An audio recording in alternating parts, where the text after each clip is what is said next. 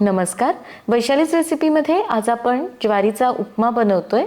तर लगेच आता बनवायला करूया सुरुवात. ज्वारीचा उपमा करण्यासाठी कढईमध्ये सुरुवातीला 1 चमचा तेल घालूया आणि 1 कप आता ज्वारीचं पीठ घालायचंय.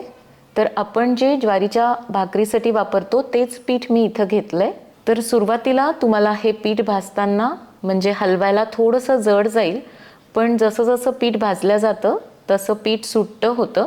तर आता थोड्या वेळाने तुम्ही पाहू शकता याचा रंग बदललाय आणि पहिलेपेक्षा हे पीठ थोडंसं सुट्टं झालंय. आणखी 1-2 मिनिट भाजून घेऊया. याचा कच्चेपणा आपल्याला घालवायचा आहे. तर आपण रवा जसा थोड्याशा तुपावर आधी भाजून घेतो त्याचप्रमाणे हे ज्वारीचं पीठ पण भाजून घ्यायचं आहे. तर आता साधारण 5 ते 6 मिनिट झाली आहेत. पीठ भाजल्याचा छान असा सुगंध येतोय. तर हे आपण काढून घेऊया. आता तीच कढई मी थोडीशी पुसून घेतली आहे. यामध्ये तेल घालायचं आहे. 1 चमचा मोहरी आणि मोहरी छान तडतडली की 1 चमचा जिरे घालूया. जिरे पण आता फुललेत तर 1 चमचा उडदाची डाळ घालायची आहे आणि ही डाळ आपण छान तांबूस रंगावर परतून घेऊया.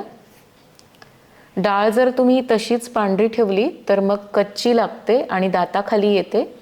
त्यामुळे व्यवस्थित याला परतून घ्यायचं आहे. डाळ आता तांबूस झालेली आहे. तर 1 मोठा चमचा शेंगदाणे घालूया.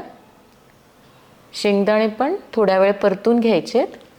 शेंगदाणे परतून झाले की लगेच यामध्ये 2 ते 3 बारीक चिरलेल्या हिरव्या मिरच्या घालूया. 1 छोटा बारीक चिरलेला कांदा घालायचा आहे. 8 ते 10 कढीपत्त्याची पानं आणि हे सगळं आता एकत्रित आपल्याला परतून घ्यायचं आहे. तर कांदा आपल्याला फार तांबूस करायचा नाही. जेव्हा आपण उपम्यासाठी कांदा परतून घेतो तेव्हा फार त्याला परतायची गरज नसते. गुलाबीसर कांदा होईपर्यंतच परतून घ्यायचं आहे.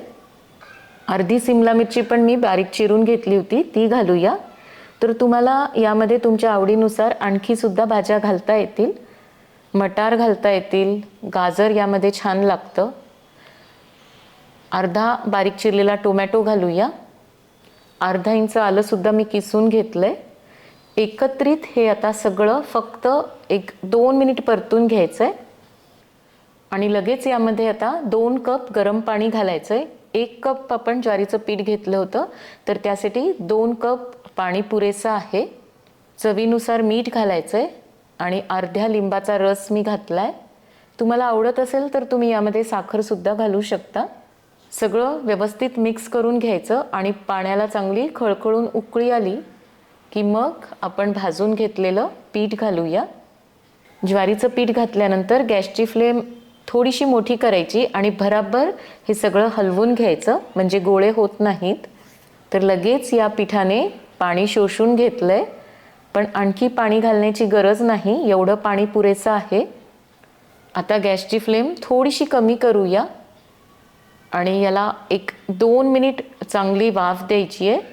आता 2 मिनिट झाली आहेत. झाकण काढूया आणि थोडंसं वरून तूप घालायचं आहे. असं शेवटी तूप घातलं म्हणजे उपमा खाताना तुपाचा स्वाद मस्त लागतो. शेवटी कोथिंबीर घालूया. तर आपला गरमागरम पौष्टिक असा ज्वारीचा उपमा तयार आहे. आपण ज्वारीच्या पिठाची उकडपेंडी करतो ती थोडीशी कोरडी असते, पण हा उपमा मस्त खायला मऊसूत छान लागतो. तर बऱ्याच वेळेस मी रात्रीच्या जेवणात सुद्धा हा बनवते. तर एकदा असा उपमा नक्की करून पहा आणि केल्यानंतर कशी वाटली रेसिपी कमेंटमध्ये जरूर कळवा. आवडली तर लाईक आणि शेअर करायला विसरू नका. पुन्हा भेटूयात एका नवीन रेसिपीसोबत पुढच्या व्हिडिओमध्ये. तोपर्यंत मस्त खा आणि मस्त रहा.